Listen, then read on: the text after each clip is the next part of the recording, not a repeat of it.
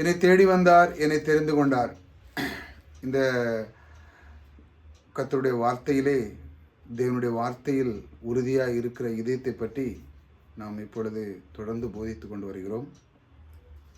எப்படி நாம் முந்தி சொன்னது போல தேவனுடைய வார்த்தையில் அந்த சங்கீதம் 112ஆம் சங்கீதம் எப்படி நமக்கு அந்த படத்தை நமக்கு எப்படி காமிக்கிறது, உன் வீட்டில் ஆஸ்தி ஐஸ்வர்யம் எப்படி தங்கும் என்று அந்த படம் நமக்கு காமிக்கிறது போல இன்னும் அதிகமாக இந்த தியானிக்க நாம் போகிறோம்.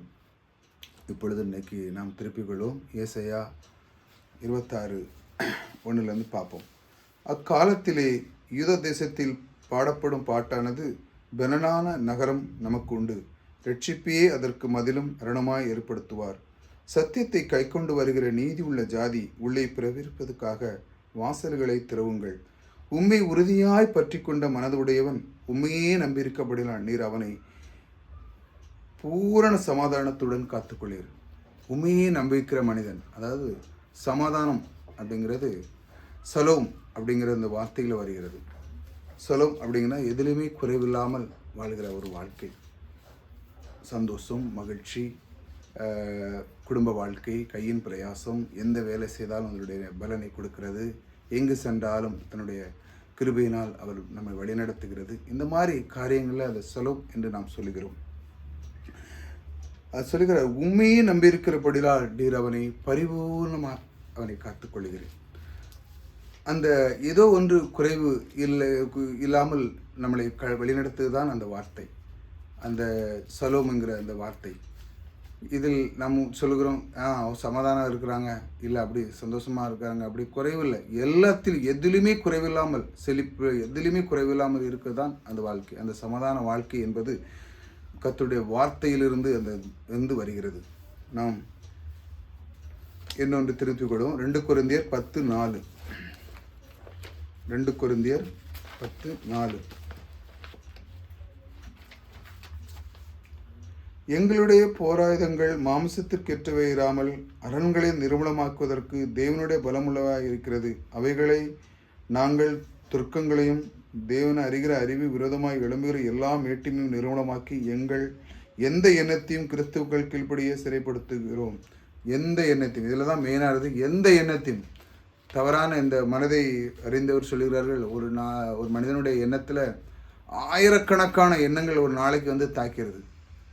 அதெல்லாம் அந்த மனதில் போய் அதை இதயத்துக்குள்ளே வைத்தோம் என்றால் அது நம்மளை நிர்மூலமாக்கிவிடும். ஆனால் தேவனுடைய வார்த்தைக்கு அது சரியாக இருக்கிறதா, இந்த எண்ணம் தேவனுடைய வார்த்தைக்கு அது ஒத்துப்போகிறதா என்று நாம் அதை கவனிக்க வேண்டும். தேவனுடைய வார்த்தையை நாம் அதுக்கு சரிதானா என்று அந்த வார்த்தைக்கு இது கரெக்டாக என்று அது தெரிந்து கொண்டு தான் அதை நாம் அந்த இதயத்துக்குள்ளே அதை அனுப்ப வேண்டும்.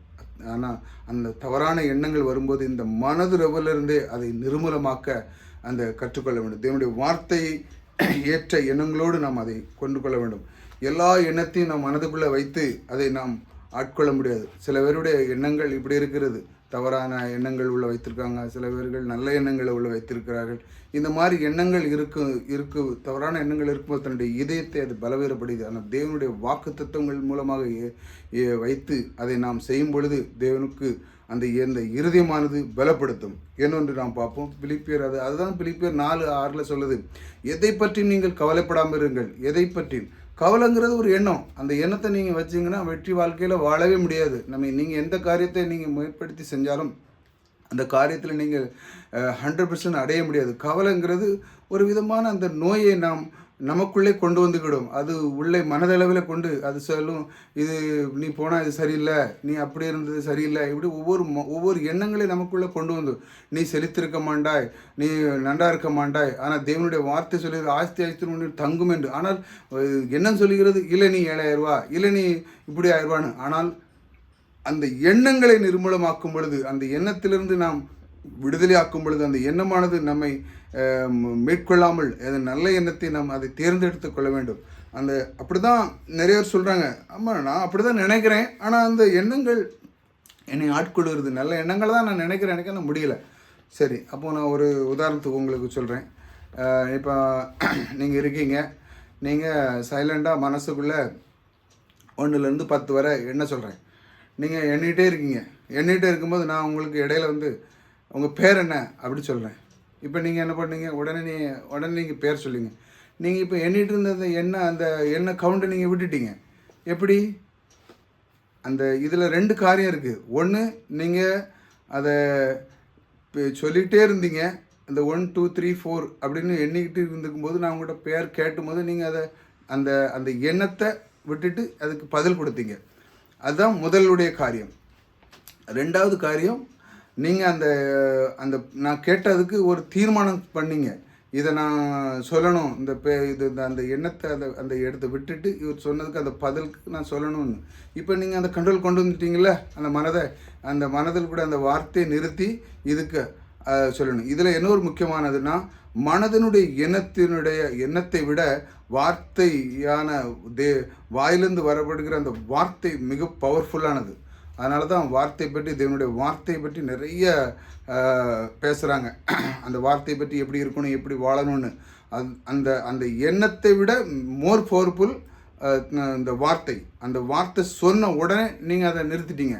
அதனால தான் அந்த எண்ணங்களை நம்ம எப்படி அந்த எண்ணங்கள் நீங்கள் வரக்கூடாத அளவுக்கு அதை எப்படி நீங்கள் தீர்மானம் பண்ணீங்களோ அதற்கு நான் அங்கேருந்து ஹெல்ப் பண்ணேன். நான் உங்களுக்கு சொல்கிறேன், இது என்ன அப்படின்னு பேரணுன்னு சொன்னோன்னே நீங்கள் நிறுத்தி உடனே டக்குன்னு அந்த எண்ணங்கள் சொல்லும்போது நீங்கள் அந்த எண்ணத்தை விட்டுட்டீங்க. அதே போல் தான் தீர்மானம் பண்ண வேண்டும் அந்த வார்த்தைகள். அதான் அதுக்கு தான் என்னென்னு சொல்லி, அதுதான் பிலிப்பியர் 4:6-8 ஒன்று சொல்லி பாருங்கள். 3வது பிலிப்பியர் 6:8 எடுத்துக்காங்க. 8 எடுத்துட்டு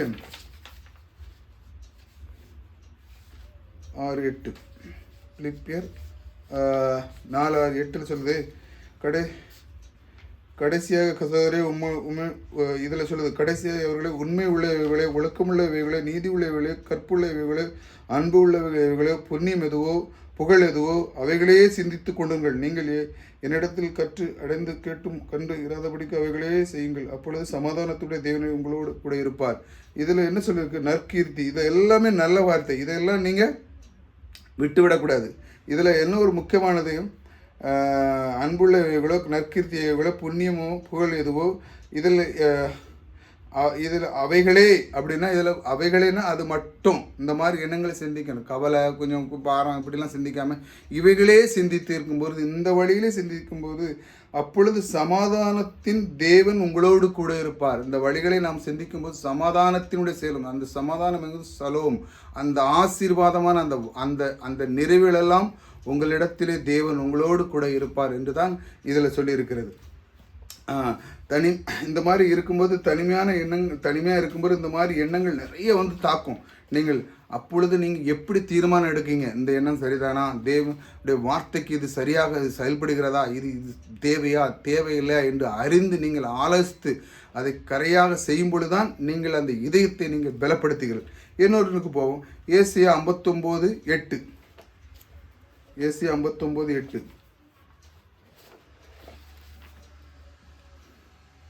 சமாதான வழியை அறியார், அவர்கள் நடையில் நியாயமில்லை, தங்கள் பாதைகளை தாங்களே கோணலாக்கி கொண்டார்கள், அவைகளில் நடக்கிற ஒருவனும் சமாதானத்தின் அறியான்.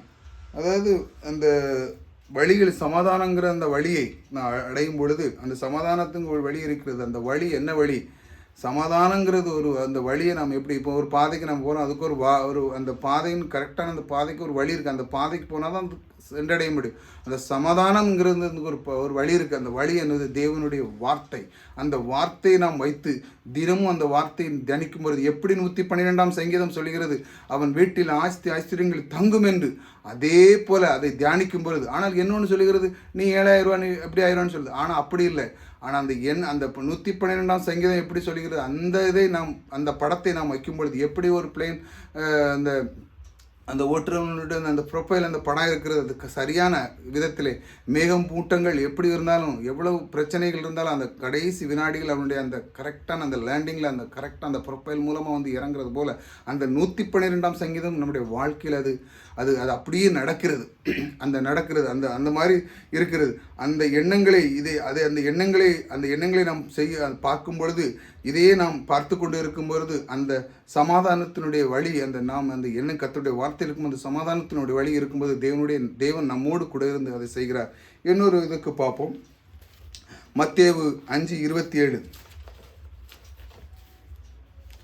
விபச்சாரம் செய்யாதிருப்ப என்பது பூர்வத்தாருக்கு உரைக்கப்பட்டிருக்க என்று கேள்விப்பட்டீர்கள்.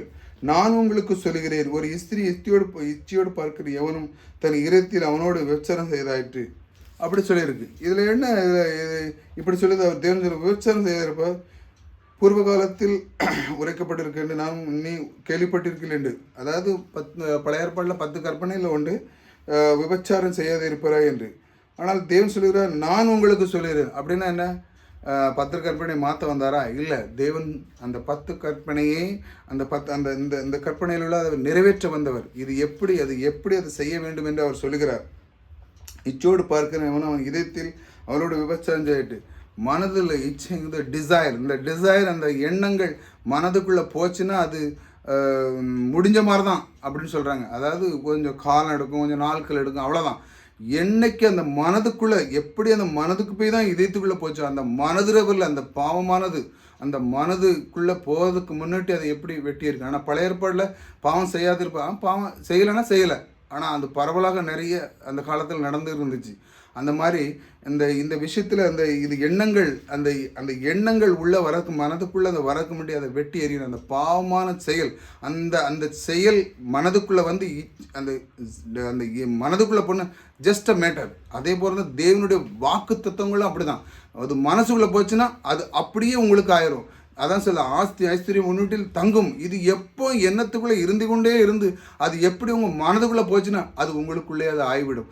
அது என்ன திரும்ப திரும்ப திரும்ப அதை சொல்லும் பொழுது அந்த எண்ணத்தை அந்த மனதுக்குள்ளே நீங்கள் வாரீங்க, சபையில் சில உட்காருங்க, வேத வசனங்களை கேட்குறீங்க, அதை எழுதுங்க, அதே தியானிக்கிறீங்க. அதை தியானித்து மீண்டும் அதை மனதுக்குள்ளே வச்சு அதை அப்படியே வைக்கும் பொழுது அது மனதுக்குள்ளே போனால் அது அப்படியே உங்களுக்கு அது ஆகிவிடுகிறது.